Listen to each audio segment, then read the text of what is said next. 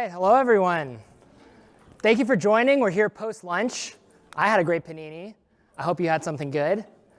I am David Harris. I'm a product leader at Meta, here to talk about the Horizon economy, our investments in monetization and in creators and developers, and how you can take part. So I joined Facebook back in 2014, when it was known as Facebook, to work on Facebook profiles. And back then, your profile was the main way that you represented yourself online. And a profile pic is great, but it pales in comparison to the fidelity of connection that you get participating in embodied experiences. The metaverse is the next step in the evolution of social networks. And like the social networks that came before it, it will be built by a thriving community of creators and developers, ranging from individual hobbyists to professional game designers to large studios. This is why, after a decade at Meta, I chose to work on Horizon, because I'm inspired by all of your creativity and motivated to help you earn a living following your passions. So, what is Horizon Worlds? Well, hopefully some of you heard a little bit about this earlier today, but it is the next generation social platform designed to help you feel like you're together even when you're physically apart.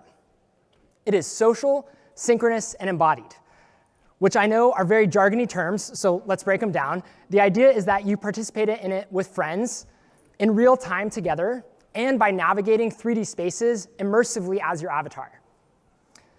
The main way that you explore Horizon is through worlds, and this is what creators are developing.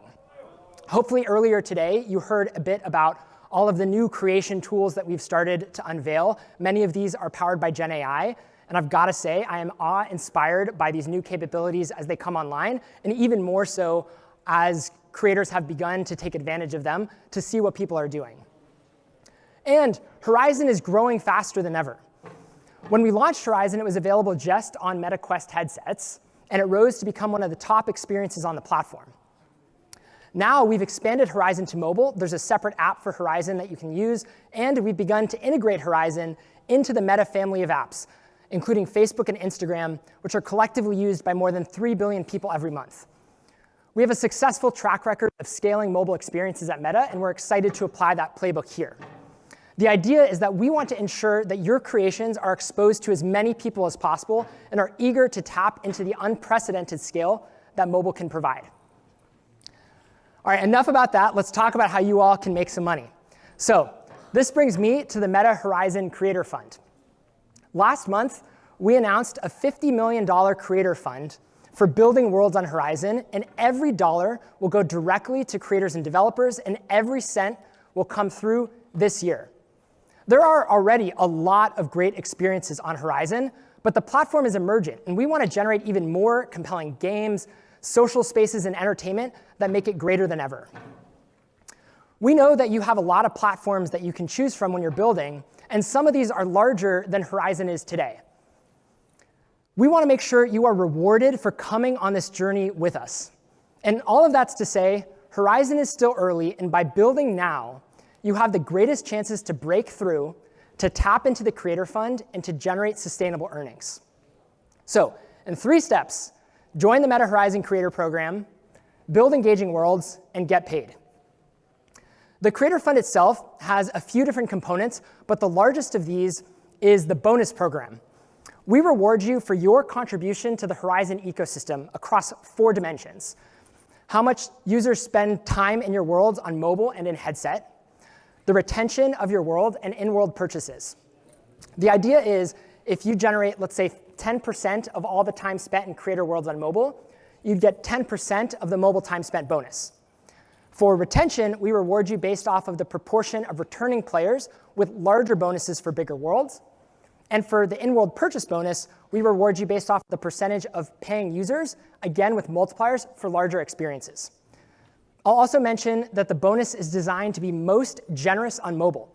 So we heavily recommend betting there to generate the biggest earnings opportunities.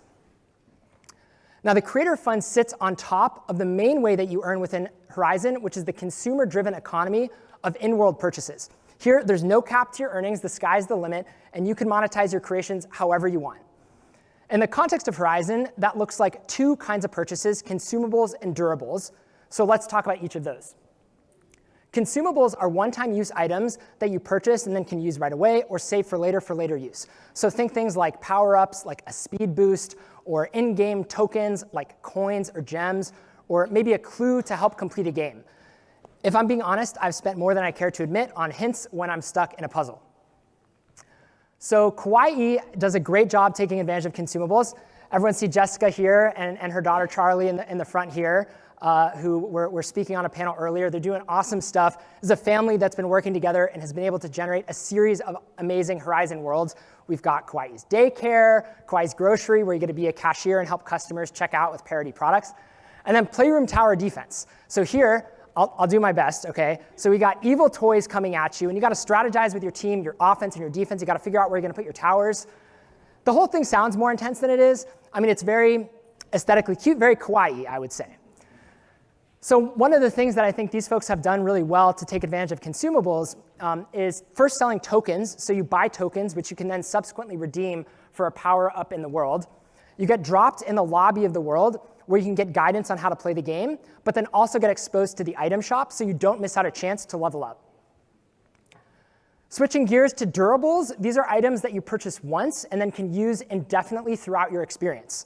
So think things like physical assets like a prop holstered to your avatar or a special vehicle. You could sell VIP access to a space in your world or maybe game level access. And then there are things like badges and titles. So these are things like labeling somebody a supporter or a verified user, that kind of stuff.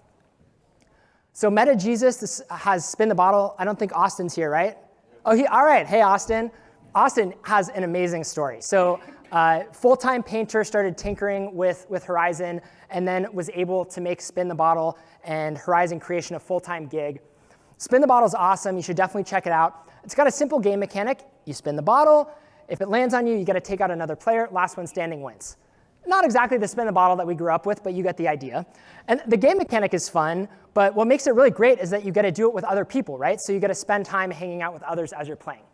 And it's through this lens that the flagship items that you can purchase, the guns, sort of come to life, because Austin has a great live ops strategy, dropping special edition, limited guns, so you can build out your collection and then have something to talk about with other players as you're experiencing the game. OK, so let's go over some best practices. And I know we're at GDC, you're all pros. A lot of the stuff that I'm going over, right, isn't especially novel. But that's the point here, right? You can take best practices honed across the industry and apply them here in Horizon to get great return on your effort. So first, think freshness, as I was talking about with Spin the Bottle, continuously dropping new items monthly, even more frequently, to keep the experience feeling vibrant, give people a reason to re-engage and to continue purchasing. Then having a diverse array of merchandise is important not only to appeal to different user preferences, but also to help users express their individuality. And then finally, relevancy. So you don't want the IWPs to feel bolted onto the experience. You want them to be deeply embedded with any experience so they feel meaningful and contextually relevant. You'll also want to think strategically about pricing. I see a smile here because Kawaii did exactly this with these two bananas. You can buy them for 150 credits. You want to have a range of prices so that you can meet people where they're most comfortable, right? So think about the intersection there with the user journey. Consider having cheaper items that you can sell earlier in the experience, and then have more premium items that you save for when users are more deeply engaged. Anchor prices are another powerful economic concept. This is when you might have a more expensive item that you sell, even if you don't expect it to sell very well, to make the lower priced items feel higher ROI. And then finally, because players are first purchasing meta credits and then redeeming those for in-world purchases, they sometimes have leftover credits in their wallet. So if you have oddly priced items, you can take advantage of users looking for things to spend with them. So I mentioned the bananas here. On the other end of the spectrum, you've got Saber here, which is a world from the creator Sandwich, who sells 2 tiers of premium sabers, some for 5,000 credits, others for 30,000 credits. So there's no one-size-fits-all strategy. It's whatever makes sense in the context of your experience. So I'll once again emphasize the mobile opportunity. The bonus is designed to be most generous on mobile. And if that wasn't enough, we're also running a series of contests throughout the year. We started the first one last week. We're calling it the Mobile Genre Showdown, and there is $1 million of prizes on the line. For the top 5 creators who make the most innovative and engaging mobile worlds, we're going to reward 100 grand each. And then for the next 25 creators, we're going to split a pot of $500,000. So a lot of money on the line. We started this a week ago. It's going to run through May 18th. These contests are super fun to participate in because you get to do it together, participate in sharing best practices and tips and tricks in the community forums and such. One creator who did this really well last year was Habiter. Ben is here also, is that right? He was here a little bit earlier speaking. His world Bugs was one of the winners of our contest last year. It's a, I would say, cozier game. There's no clock that you're competing against. You're traversing the world to find bugs and rare insects. The more bugs you get, the more XP you get. You get XP, you unlock more lures, then you can find rare insects. It's a lot of fun, but it works really well on a phone. One of the things that Bugs does really well is get really crafty with the camera. So after you sort of leave the lobby or sort of your home environment in the world, the camera zooms in so it's not the typical bird's eye view of your avatar. So you can see the ground a little bit better and then can spot the insects really well, even though they're small, even on a small phone. So these are the kind of considerations to think through when you're thinking about what is going to work really well in a mobile environment. Bugs was also built in collaboration with Mike the Guru, and I think it is Space Glitter Unicorn. I'm always really impressed by the creativity, not only of the worlds, but also of creator names. And it's just great to see these kind of collaborations come to fruition. OK, so I'll end there for questions by once again emphasizing there has never been a better time to build for Horizon. We have amazing new creative tools powered by GenAI. We have unprecedented reach through mobile and integrations with the family of apps. And hopefully now you've internalized the great earnings opportunity ahead. So join the Meta Horizon Creator Program through our developer portal. There's some guidance there, and get started. So with that, would love to take some questions and also encourage you to share some feedback at the end. And then I think after this, there's, I believe, I/O. It's Alcove 2014 that we all got to hang out in for some overflow. But with that, any questions that I can take from the group?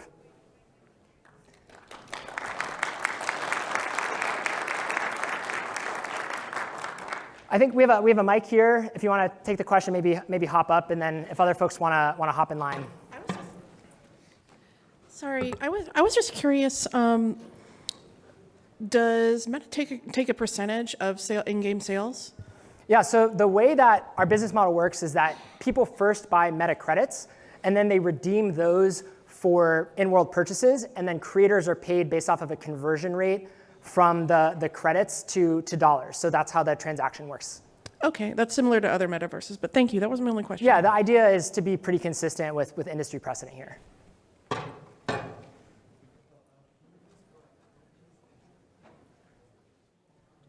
Yes? What's the rough adoption split between phone versus what's your direct headset? Yeah, so the question here was what's the rough adoption split between mobile and headset? And so I would say because Horizon was first on headset, it is still being used predominantly on Quest devices. But what I would say is ask me that question in a year, right? So we're at the beginning and early days of growing our mobile experience, and we expect usage to go up the most in that regard, and for mobile to be where we think in the long term there's going to be the most reach. Yes? Will you guys provide any test users similar to Discover in Fortnite? Will we provide any test users similar to Fortnite? Does anyone on the team know the answer to that question? Yeah, I'm not sure either, unfortunately. So let's take that after, and I'll try to get you an answer there. I don't think so. Yeah. What I would say though, this kind of feedback is very helpful. So definitely hit us up after if you have any thoughts. You know, I mean, look, right? Like our jobs, everyone who's here today from Meta, our jobs are to make you all successful. That's what our goal and focus is. So anything that we can do to help unlock your creativity and help you build engaging stuff that people love, we would love to make happen. Yes, I guess we're not doing the lineup thing. Do line up if you can. Otherwise, I'll keep repeating your questions. But yes. What's the meta cut with those credits in Horizon 4? So I think the question was, what is the meta cut with respect to those worlds? So I don't think we share the exact breakdown for how the conversion works, but we do once you join the program, so you can check it out there. It's not especially straightforward because people pay different amounts for the credits based off of their location and how many credits they're buying. But again, I think our focus when we were establishing all of this was just to be consistent with all the other players that I'm sure you're all familiar with. Yes? Do you have tokenization in the roadmap? Do we have tokenization in the roadmap? Can you be more specific? Are you going to offer any on-chain assets? No, I don't think that Web3 type integrations are our focus for us right now. We are definitely interested in furthering interoperability across the Horizon metaverse and then potentially beyond more platforms. But for right now, our focus is to make sure that everything on Horizon Worlds is really awesome. Yes? What's the demographic breakdown for both creators and users? So I don't think we share anything specific there, but what I would note is probably consistent to your experience if you play, which is that Horizon definitely appeals to a lot of young users, and we're really excited to see how young adults and older teens have started to engage with the experience. And then, of course, we also see worlds that are targeted towards older users as well. So I know that's not a particularly specific answer, but hopefully you can. I see. I will note the feedback around wanting more audience insights around the breakdown of users in your experience. I think that's a very good point. Yes?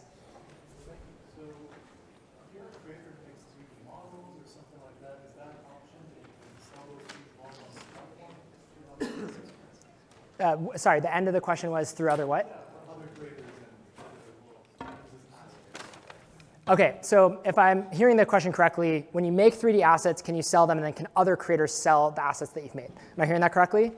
So the main way right now that consumables and durables work is that you make an item that is specific to your world or your set of worlds that can be used that way. I have a lot of people here who have told me things I'm supposed to say and not say, but what I will say is that we're super interested in those kind of concepts, so you can take my evasive answer for what you will. Yes? Curious if you've seen any patterns emerge around popular genres for Horizon more broadly? Kristen, do you want to maybe speak to this? Yeah, hello, Kristen, product manager at Meta. Certainly what we're seeing in terms of genre is a lot what you would see in other sort of virtual world creators. Things like simulation games, role-playing games especially being very popular. I hope to see also more obbies and things like that enter the world. Personally, I really like those, and we've seen those be really successful. Also, in addition, just hangout spaces, cozy spaces like you saw with the bugs, all of that stuff has shown to do really well. Got it, thank you. And as a quick follow-up, are battle passes possible to offer today? Yes. Cool. Yep, you can do that. What about subscriptions? We don't offer subscriptions in the context of a world, but again, noted, and we're always exploring different types of business models. But right now, in-world purchases and being able to sell an object or access or something like that in your world is sort of the main thing that we're focused on. Yes? What's the player concurrency right now? What is the player concurrency? Do you know the precise answer, like the maximum concurrency? The average, really. Oh, average? Average number of players on the entirety of Meta every day. I don't know that we have any specific numbers that we can share. Yeah, I'm seeing head shakes from my colleagues as well. So nothing specific I can share on that point. We get cagey about numbers. These are some of the sort of big company shenanigans we deal with.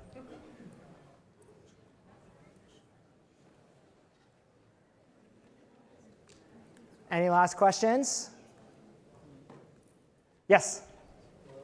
Regarding the previous question about data analytics and which games and genres are more successful, once you join the program, do you get like a report or something that aligns, of course, that what to work on to try and ensure that success? Yeah, so the question sort of what insights do you get after you join the program? And there's a few different things that you can look for there, right? So the first is we share a lot of case studies and anecdotes and other types of documentation around best practices through the Meta Horizon Creator Program. So once you join the program, you'll start to get that kind of communication. Then yes, you do get a lot of insights around how your own world is performing across a bunch of different metrics. Definitely all the ones that we focus on in the bonus, including time spent, retention, rate of monetization, stuff like that. So we have both these sort of program level insights that we share as well as world specific insights.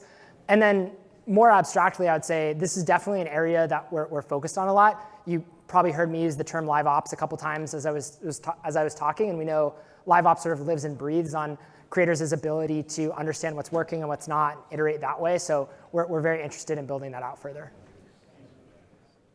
Yes? Will players be able to earn credits? Will players be able to earn credits? So players aren't able to earn meta credits directly, since those can be redeemed for any item across any different world and even things beyond that. But you can definitely do a few different things like that. So there's concepts of earned points. You can then also have your own in-world token or something like that that players can earn so that they can then redeem things. And then you can price things that way too. So you can say this is 100 of your world bucks or 100 meta credits or whatever you want in that regard. Yes?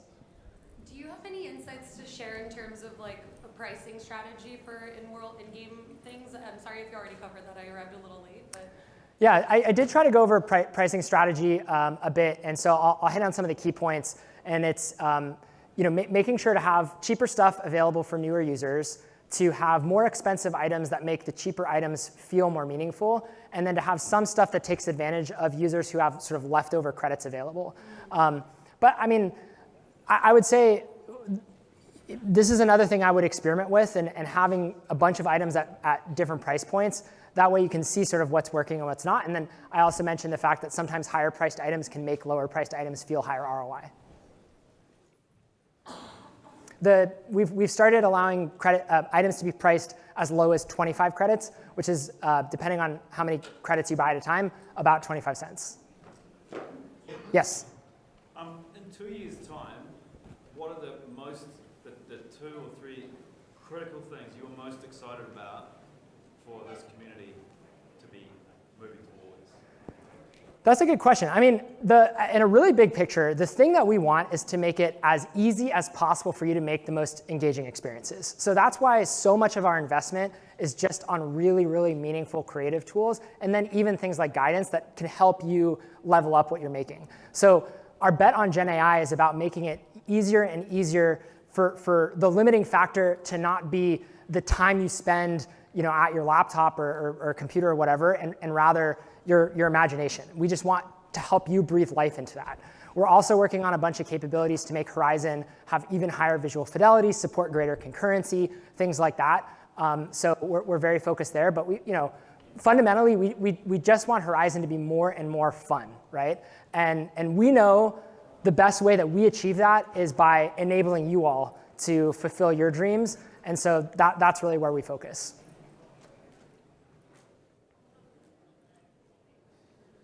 OK. All right. We'll pause there. We have a bunch of other sessions. I think I'm the second of 6 this week that are focused on Horizon. So make sure to check those out to kind of round out your picture of the platform. As I mentioned, there's, I think, a follow-up in Alcove 2014, if I'm recalling correctly, for us to keep chatting and for you to meet not only folks at Meta, but also to discuss with other existing or aspiring Horizon creators. So thanks very much, and look forward to seeing you all around, or even better, in Horizon.